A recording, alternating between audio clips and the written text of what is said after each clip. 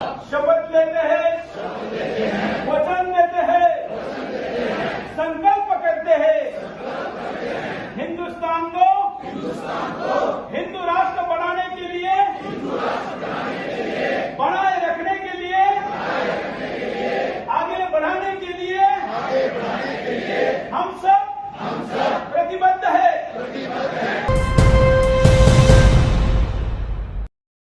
दिल्ली में नफरती बयानों से जहर घोलने के बाद अब सुरेश चौवानके का एक और वीडियो वायरल हुआ है और यह वीडियो है अंबाला का। आपको बता दूं कि दिल्ली में जब सुरेश चौवानके के खिलाफ लोग कोर्ट चले गए तो यहां से दिल्ली पुलिस ने उसके बयानों को सिरे से यह कहकर खारिज कर दिया कि यह बयान नफरती बयानों की यानी हेट स्पीच के दायरे में नहीं आते हैं और सुरेश चौवानके पर कोई सजा, कोई कार्रवाई नहीं हुई। अब देश को हिंदू राष्ट्र बनाने की मांग सुरेश चौवानके अंबाला लेकर पहुंचा और बाकायदा उसी तरह जिस तरह आपने देखा होगा कि दिल्ली में शपथ दिला रहा था लोगों को, अब अंबाला में लोगों को शपथ दिला रहा है कि हम देश को हिंदू राष्ट्र बनाकर रहेंगे, चाहे इसके लिए हमें आवश्यकता पड़ी तो बलिदान देंगे भी और बलिदान लेंगे भी। सबसे पहले आप इस शपथ को सुनिए।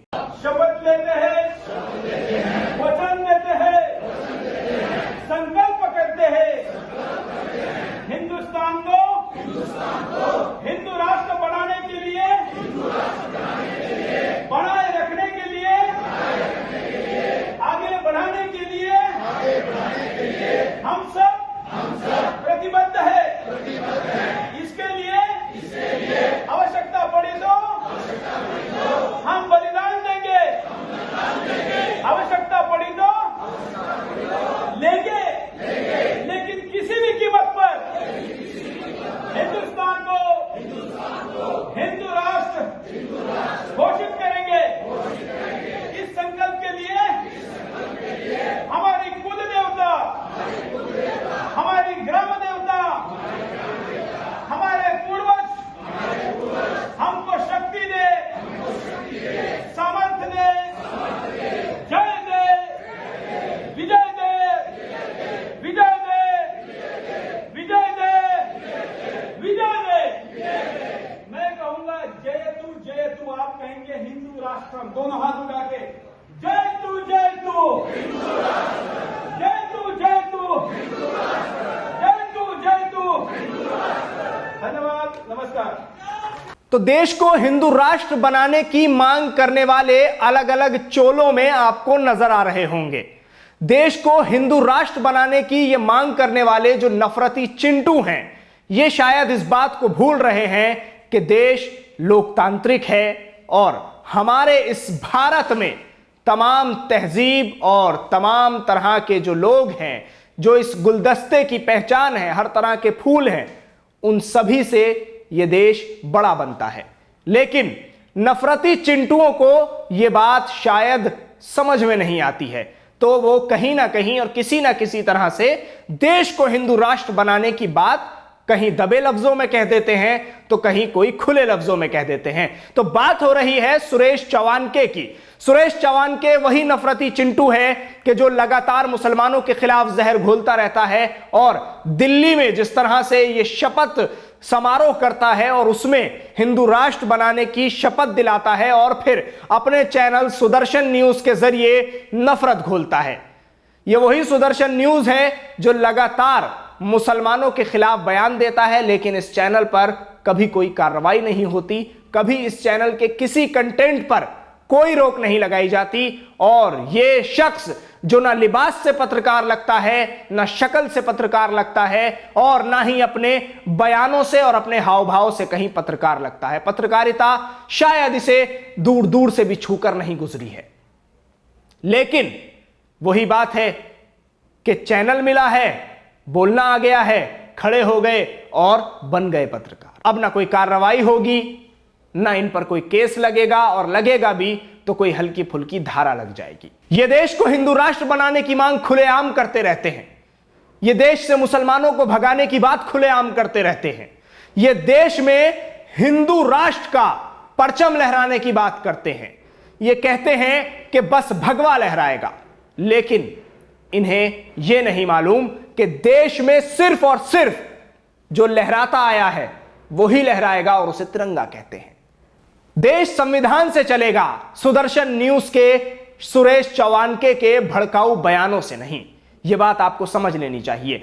आपको अब यहां से यह जरूर बता दूं कि सुरेश चौवानके जैसे और कई हैं कि जो हिंदू राष्ट्र बनाने की देश को मांग कर रहे हैं, वो इसी तरह के लोग हैं जिनकी मानसिकता यह दर्शाती है कि वो किस थाली के चट्टे बट्टे हैं और उनको कहां से ये फरमान जारी होते हैं जिनके बाद वो बैठकर चैनलों पर इस तरह के बयान देते हैं। ये सुरेश चौवानके कोई एक नया या पहला नाम नहीं है। सुरेश चौवानके के अनेकों बयान हैं कि जिनमें आप साफ तौर पर सुन सकते हैं कि सुरेश चौवानके देश को हिंदू राष्ट्र बनाने की बात कर रहा है। ना तो किसी बीजेपी के बड़े नेता ने सुरेश चौवानके पर रोक लगाने की कोई मांग की है और ना ही किसी पुलिस के अधिकारी ने सुरेश चौवानके के खिलाफ कोई केस दर्ज किया है और उस पर कार्रवाई की है। यहां तक कि पुलिस सुरेश चौवानके को कोर्ट रूम में बचाती हुई नजर आई है। जब कहा गया कि सुरेश चौवानके के जो बयान हैं, आपको बता दूं कासिम रसूल इलियास ने इस पर एक याचिका डाली थी, उस पर जब सुनवाई हुई तो उसमें पुलिस ने जो अपना वर्जन रखा है, पुलिस ने जो कहा है, उसमें कहा कि सुरेश चौवानके ने जो भी बयान दिए हैं उनमें से कोई भी हेट स्पीच के दायरे में, हेट स्पीच की श्रेणी में नहीं आता है। तो आज हम पूछना चाहते हैं कि क्या सुरेश चौवानके जिस तरह से कहता हुआ नजर आ रहा है कि देश को हिंदू राष्ट्र बनाकर रहेंगे और देश हिंदू राष्ट्र ही बनकर रहेगा, आवश्यकता पड़ी तो उसके लिए बलिदान लेंगे भी और बलिदान देंगे भी, ये किसके बलिदान लेने की बात हो रही है, ये किसके बलिदान देने की बात हो रही है?